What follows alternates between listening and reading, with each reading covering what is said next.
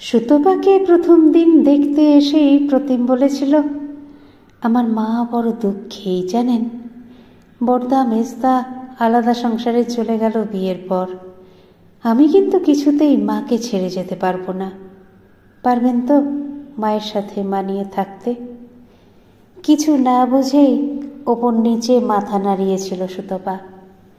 কিন্তু শাশুড়ির প্রতি কেমন একটা ভীতিও জমে উঠেছিল মনের কোণে। ছেলের বউয়েরা তার সাথে মানিয়ে চলতে পারল না কেন? নিশ্চয়ই কোনো ব্যাপার রয়েছে। বিয়ের পর সংসার করতে সে বুঝতে পেরেছিল শাশুড়িকে নিয়ে কোনো সমস্যাই নেই, বরং অতি মাত্রায় ভালো মানুষ তিনি। ছেলে বউয়ের মধ্যে কখনো নাক গলানোর চেষ্টা করেন না। নিজের ঠাকুর আর টিভির সিরিয়াল নিয়েই তাঁর পৃথিবী, এর বাইরে আর কিচ্ছু নেই। এমন মানুষের সাথেও কেউ মানিয়ে চলতে পারে না, বিশ্বাসই হয় না। কিছুদিনেই সুতপা টের পেয়েছিল আসল সমস্যা অন্য জায়গায়। ওর বর প্রতিম ভয়ঙ্কর রকম উদাসীন এক মানুষ। বিয়ের আগের জীবন এবং বিয়ের পরের জীবনে যে ফারাকটুকু থাকতে হয় সেটা ও বোঝে না। প্রতিদিন অফিস থেকে ফিরেই ও মায়ের ঘরে ঢুকে তার খোঁজ খবর নেয়, তারপর নিজের ঘরে ঢুকে ভোঁস ভোঁস করে ঘুমায়। বাড়িতে যে আরেকটি মানুষ রয়েছে সেটা ওকে দেখলে বোঝা দেয়। প্রথম প্রথম বেজায় ঝগড়া করেছে সুতপা, অভিমান করেছে, অভিযোগ করেছে, কিন্তু তার সমস্ত অভিমান অভিযোগ প্রতিমের উদাসীনতা নিরেট দেওয়ালে ধাক্কা খেয়ে ফিরে এসেছে। প্রতিম যেন রক্ত মাংসের এক রোবট, যার কোনো অনুভূতি নেই, অথবা থাকলেও সেটা আলাদা করে বোঝার উপায় নেই। যে পুরুষ মাকে ভালোবাসে সেই পুরুষ স্ত্রীকেও ভালোবাসে একইভাবে। বহুবার শোনা এই কথাগুলো কতটা অসার, কতটা অর্থহীন প্রতিমকে দেখলে বোঝা যায়। সুতপার প্রায়ই মনে হয় প্রতিমের জীবনে ওর মা ছাড়া আর কারোর কোনো গুরুত্ব নেই। কথাটা কতবার রেগে গিয়ে প্রতিমকে বলেছে। প্রতিমের অবশ্য কোনো বিকার হয় না, বরং হেসে বলে, কে বলেছে গুরুত্ব নেই? সুতপার রাগ বেড়ে যায়, কিন্তু কি করবে বুঝতে পারে না। বিয়ের পর থেকে বহু চেষ্টা করেছে প্রতিমের উদাসীনতার দেওয়াল ভেঙে চুরে দিতে। নিজেকে নতুন নতুন ভাবে সাজিয়েছে নিত্যদিন, মানুষটার ধ্যান যদি ভাঙে। নানা রকমের নতুন নতুন রান্না করেছে, খেয়ে তৃপ্তি হোক লোকটার। রান্নার সাথে সাথে রাঁধুনিও বসুক ওর মন জুড়ে। কিন্তু এত চেষ্টার পর প্রতিক্রিয়া পেয়েছে অদ্ভুত। সুতপা যতই সেজে গুজে থাকুক, প্রথম প্রথম অফিস থেকে বাড়ি ফিরে লক্ষ্যই করতো না প্রতিম। অন্তত সুতপার তাই মনে হতো। একদিন ভুল ভেঙে গেল, যেদিন প্রতিম অত্যন্ত বিরক্তির সাথে চোখ মুখ কুঁচকে বলল, প্রতিদিন এমন সঙ্গের মতো সেজে বসে থাকো কেন? খুব বিশ্রী লাগে। আর কোনো কাজ নেই তোমার? সেদিন থেকে আয়নার সামনে আর বসে না সুতপা। নতুন নতুন রান্না করার উৎসাহ হারিয়েছে। যেদিন প্রতিম খেতে বসে খুব রেগে গিয়ে বলেছিল, কী সব রান্না করো এগুলো, একদম ভালো লাগে না খেতে, আমার ঘরোয়া রান্নাই ভালো লাগে। সুতপা থমকে গেছিল, আর চেষ্টা করেনি নতুন কিছু রান্না করার। কিন্তু দিনের পর দিন এভাবে মানিয়ে নিতে নিতে সে হয়ে উঠেছে অসহিষ্ণু, বদমেজাজি, খিটখিটে এক মহিলা। অল্পতেই মেজাজ হারাতে যে অভ্যস্ত। শাশুড়ির সাথে একটা সুন্দর সম্পর্ক ছিল, সেটাও নষ্ট হতে বসেছে এই মেজাজের কারণে। তিনি ভয় পান এখন ছেলের বউকে, সমঝে চলার চেষ্টা করেন, যতটুকু সম্ভব দূরত্ব রেখে চলেন। অথচ এমনটা তো সুতপা চায়নি। শাশুড়িকে নিজের মায়ের মতোই আঁকড়ে ধরতে চেয়েছিল সে। হলো ঠিক তার উল্টো। গোটা একটা জীবন এভাবে কাটাতে হবে, ভেবে ভেবে পাগল পাগল লাগে ওর আজকাল। দম বন্ধ হয়ে আসে। কোথাও ঘুরতে গেলেও হয়তো কিছুটা হালকা হতে পারত, কিন্তু বিয়ের পরে 6 মাসেও কোথাও নিয়ে যায়নি প্রতিম। মাকে একা ফেলেও কোথাও যাবে না, ওনাকে নিয়ে যাওয়াও যাবে না শারীরিক অসুস্থতার কারণে। সুতপা কিছু বললেই বলে, তুমি একা ঘুরে এসো না, অসুবিধে কি? প্রচণ্ড রাগে চুপ করে যায় সুতপা। এমন বেরসিক মানুষকে কিছু বোঝাতে যাওয়াও তো ভুল। চেষ্টা করেও লাভ নেই, বুঝবেই না কিছু। ওর ইচ্ছে করে প্রতিমকে কঠিন শাস্তি দেয়, কিন্তু গার্হস্থ্য হিংসার বিরুদ্ধে মামলা করা গেলেও বেরসিক স্বামীর বিরুদ্ধে মামলা করা যায় কিনা সুতপা জানে না। দেখতে দেখতে ধৈর্যের বাঁধ ভেঙে যেতে থাকলো ওর। এক বিকেলে প্রতিম অফিস থেকে ফিরে আসার আগেই ব্যাগ গুছিয়ে বাপের বাড়িতে রওনা হলো। শাশুড়িকে জানাতে তার ঘরে ঢুকেছিল। তিনি অবাক হয়ে তাকালেন। কোথায় যাচ্ছ? মায়ের কাছে, সুতপা শুকনো গলায় বলল। হঠাৎ? মানে আগে তো কিছু বলনি? শাশুড়ি ভয়ে ভয়ে বললেন। আগে থেকে বলার কি আছে? আমি আমার মায়ের কাছে যাব? সুতপা কঠিন গলায় বলল। আচ্ছা আচ্ছা, সে তো বটেই, সে তো বটেই। শাশুড়ি জোরে জোরে মাথা হেলালেন।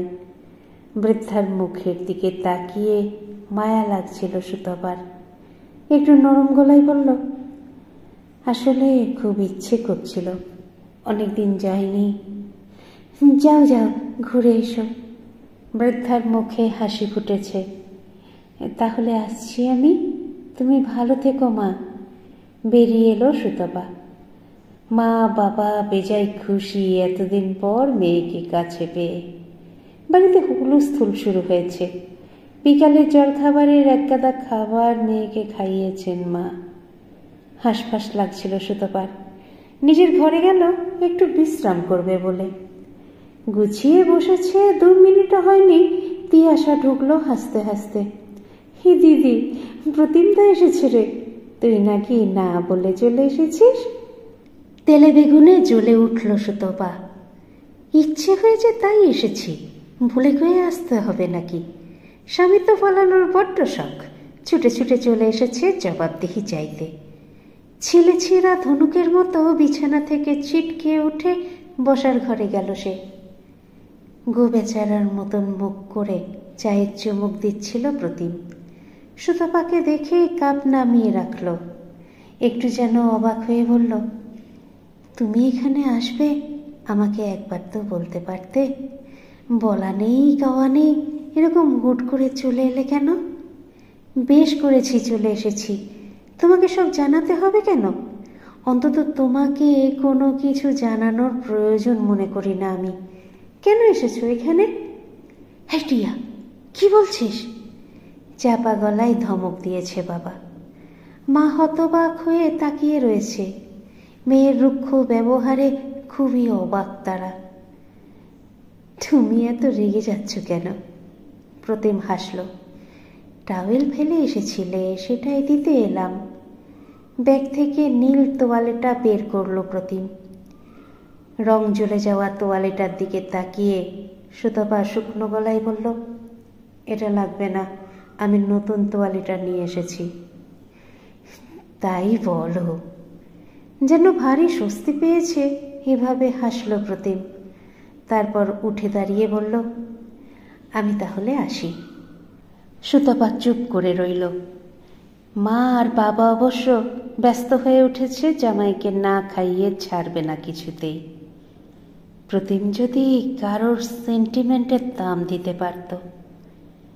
মা একা আছে, এই অজুহাতে দিব্যি বেরিয়ে গেল সে সবার অনুরোধ উপেক্ষা করে।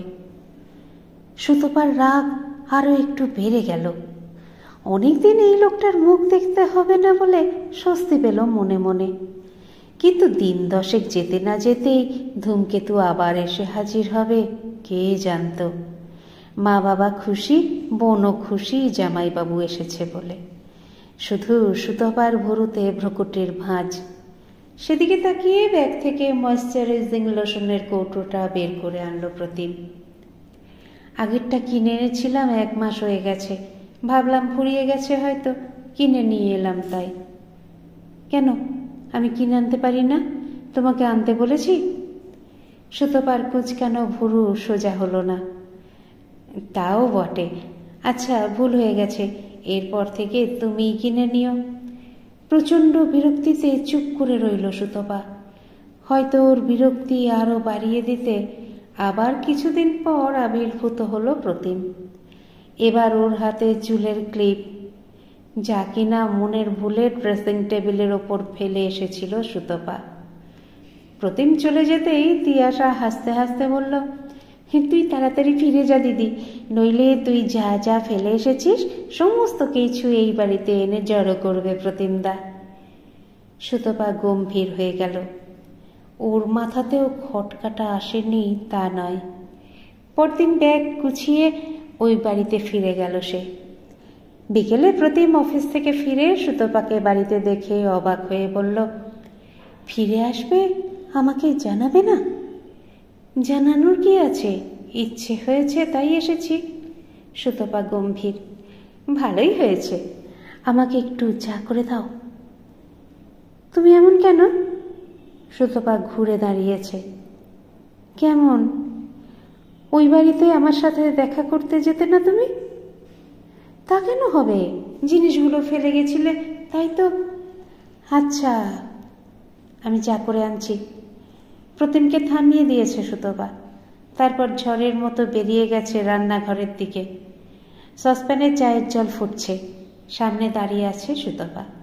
চায়ের পাতা দিতে হবে মনে পড়ছে না ওর, চোখ ভিজে যাচ্ছে বারবার। এই লোকটা এত চাপা কেন? ভালোবাসা প্রকাশ করতেও এত সংকোচ। কারো কারো কাছে হয়তো ভালোবাসা এমনই আর পৌড়ে আর নরম। হয়তো তারা ভালোবাসাকে সন্তর্পণে লুকিয়ে রাখতেই পছন্দ করে। চা হয়েছে? হাঁক দিচ্ছে প্রতিম। হ্যাঁ, আনছি। তাড়াতাড়ি চোখ মুছে নিল সুতপা। তারপর 3টে চায়ের কাপ সাজিয়ে হাসি মুখে বেরোলো রান্নাঘর থেকে। যে গল্পটি পড়লাম সেই গল্পটির লেখিকা মাধবী ভট্টাচার্য। গল্পটির নাম প্রত্যাবর্তন। আপনাদের মতামত আমাকে সমৃদ্ধ করে। অবশ্যই জানাবেন গল্পটির পাঠ আপনাদের কেমন লাগলো। যদি একটু ভালো লেগে থাকে তো চ্যানেলটিকে সাবস্ক্রাইব করে সঙ্গে থাকুন না প্লিজ। একটু লাইক, শেয়ার এগুলো নিশ্চয়ই বলে দিতে হবে না।